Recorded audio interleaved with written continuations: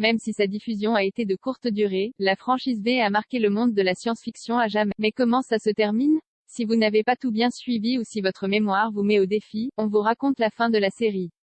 Attention, spoiler. L'article suivant révèle des éléments clés de l'intrigue de V ainsi que sa fin. V. Les Visiteurs. C'est tout d'abord un ensemble de mini-séries vues comme des allégories de la Seconde Guerre mondiale et de la guerre froide. Il y a eu ainsi V, l'original, 1983, en 2 parties de 100 minutes environ. 5. La bataille finale, 1984, composée de 3 épisodes de 90 minutes. Et 5. La série, 1984 à 1985, une saison de 19 chapitres de 45 minutes. C'est le 22 mars 1985 que V, la série diffuse le dernier épisode de ce qu'on pense alors n'être que sa première saison. À tort. C'est surtout là son dernier épisode puisqu'elle ne sera pas renouvelée. L'invasion extraterrestre de la Terre par la race carnivore de reptiliens connue sous le nom de Visiteurs prend ainsi fin prématurément, se terminant sur un cliffhanger frustrant.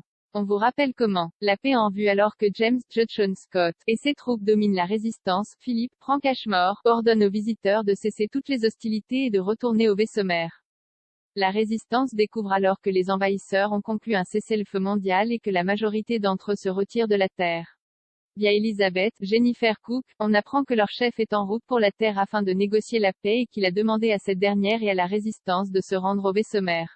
Diana n'en démord pas. Diana, Jane Badler, et James, eux, ne sont pas d'accord avec cette trêve et décident de prolonger la guerre en armant les épées énergétiques de Philippe et Donovan, Mark Singer, lors d'un duel soi-disant non létal. Lorsque cette tentative échoue, Diana fait chanter James pour qu'il assassine le chef en faisant exploser le vaisseau de ce dernier par ses propres troupes. Lorsque la navette détruite se révèle être un leurre, Diana organise un coup d'état et tente de faire s'autodétruire les réacteurs à fusion du vaisseau mère afin d'y tuer tous les passagers et de détruire la Terre juste après. Mais le chef, à travers Elizabeth et par télépathie, empêche l'autodestruction.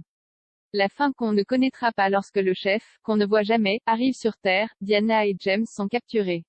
Elizabeth, quant à elle, monte à bord de la navette du leader pour retourner dans le monde d'origine des visiteurs afin de garantir la paix.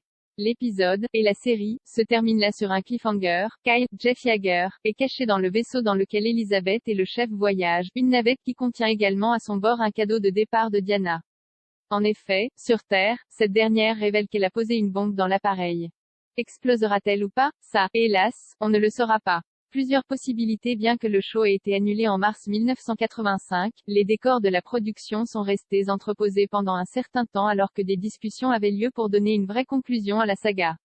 Parmi les options explorées figurait un téléfilm ou une mini-série finale. À l'époque, plusieurs scénarios ont été évoqués, la résistance qui se rendrait dans le monde natal des visiteurs et tenterait d'empêcher Diana d'assassiner le chef ou une exploration des conséquences du traité de paix dans laquelle le gouvernement américain intransigeant imposerait de dures conditions aux visiteurs qui choisiraient de rester après le départ de leur race, conduisant la résistance à s'allier avec eux. En 1989, une série de suites est proposée par J. Michael Straczynski intitulée V, The Next Chapter, mais elle ne verra finalement pas le jour.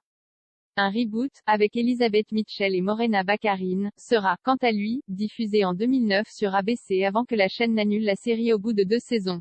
V ne semble ainsi être fait que pour durer dans les mémoires de ses fans les plus dévoués.